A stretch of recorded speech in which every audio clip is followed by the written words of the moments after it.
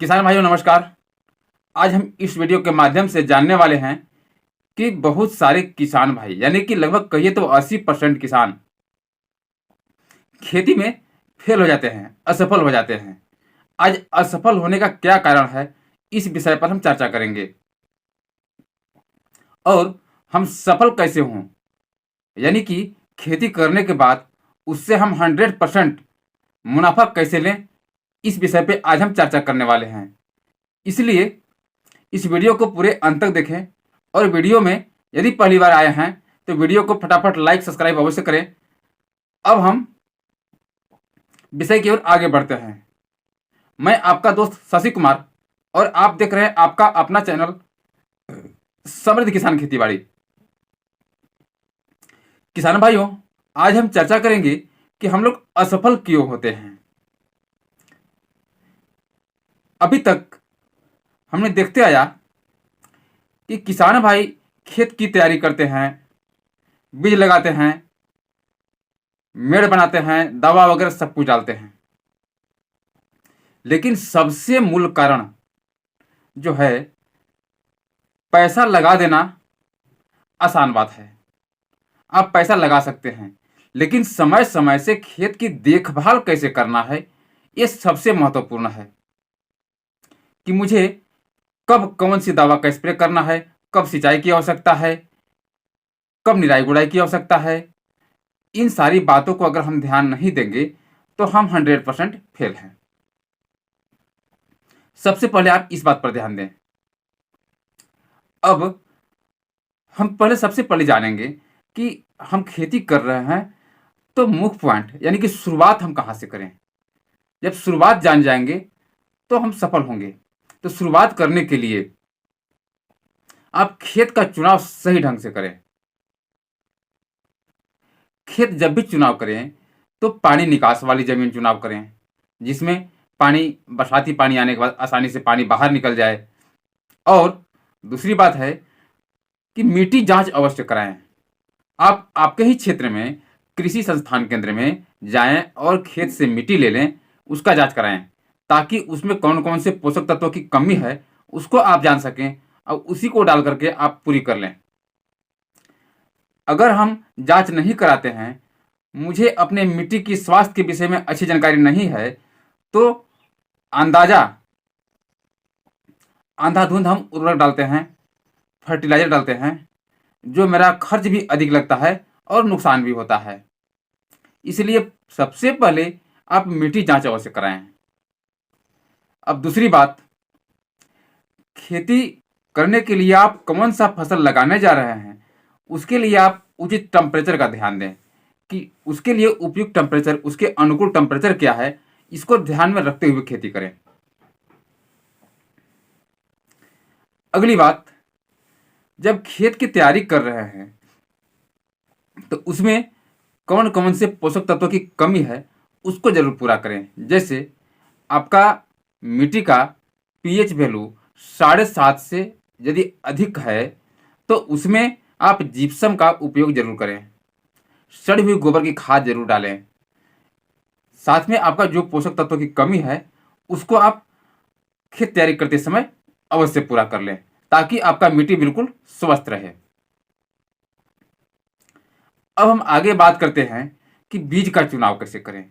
किसान भाइयों, बीज का चुनाव करते समय इस बात का जरूर ध्यान दें कि उस बीज के अंदर उत्पादन क्षमता अधिक हो, रोग प्रतिरोधी क्षमता अधिक से अधिक हो और आपका मार्केट डिमांड भी उस बीज का अधिक हो। इन सारी बात का ध्यान में रखते हुए आप बीज का चुनाव करें, आप असफल नहीं होंगे। अगली बात, जब आप पौधा लगा रहे हैं तो उस समय बीज उपचारित करना बहुत जरूरी है, क्योंकि बीज उपचारित करने से आपके पौधे में बहुत सारे रोग नहीं लगते, पौधा आपका स्वस्थ रहता है। जैसे आप अपने बच्चों के लिए टीका लगवाते हैं, ठीक उसी प्रकार से आपका बीज उपचार एक टीका के समान है। तो चलिए अब हम जानते हैं कि बेड का डिस्टेंस। किसान भाइयों, किसी भी, जैसे आप लत्तर वाली, बेल वाली अगर खेती कर रहे हैं तो उसमें डिस्टेंस कितना होना चाहिए, इसको आप जानिए। मक्का लगा रहे हैं, धान लगा रहे हैं, इन सारी बात का आपको डिस्टेंस, यानी कि अधिक दूरी भी ना हो और अधिक नज़दीक भी ना हो, इन सारी बात का ध्यान अवश्य रखें। अगली बात, सिंचाई। सिंचाई की कब कब आवश्यकता है, इन सारी बात को आप जरूर ध्यान में रखते हुए सिंचाई करें। और उसमें अधिक उत्पादन लेने के लिए आप मल्चिंग की व्यवस्था कर सकते हैं, स्प्रिंकलर की व्यवस्था कर सकते हैं, सिंचाई के लिए ड्रिप की व्यवस्था कर सकते हैं, टपक सिंचाई की व्यवस्था कर सकते हैं। वैज्ञानिक पद्धति से करना चाहते हैं तो अधिक से अधिक मुनाफा लेने के लिए, इसमें शुरुआत में तो अधिक खर्च होता है, लेकिन आने वाला दिन में आपका ये खर्च बहुत ही कम हो जाता है और सॉलिड मुनाफा मिलता है।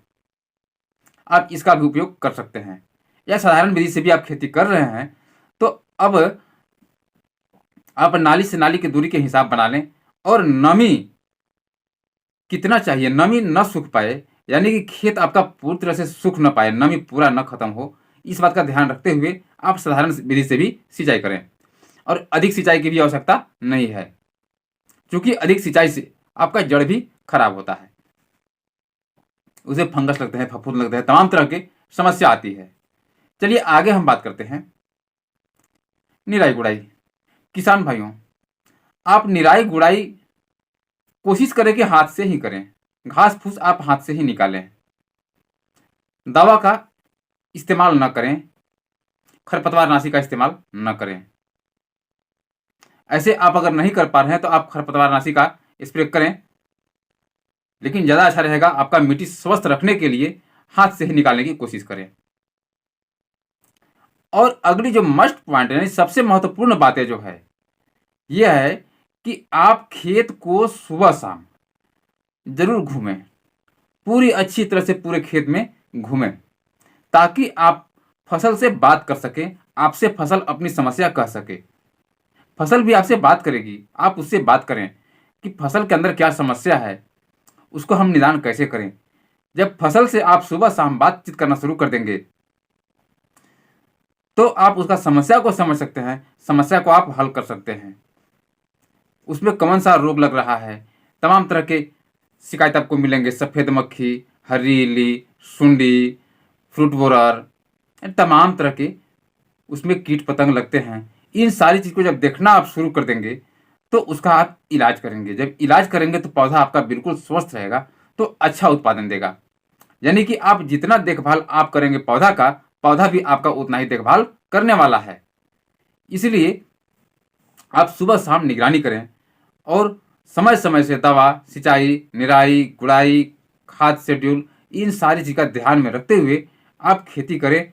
और बिल्कुल समय से, समय के साथ थोड़ा सा भी खिलवाड़ करेंगे तो आपके साथ भी समय खिलवाड़ कर देगा।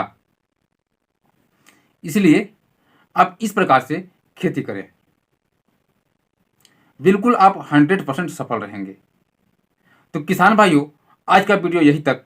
वीडियो यदि अच्छा लगा तो वीडियो को लाइक सब्सक्राइब अवश्य करें और अपने दोस्तों को शेयर करें। धन्यवाद। जय जवान जय किसान।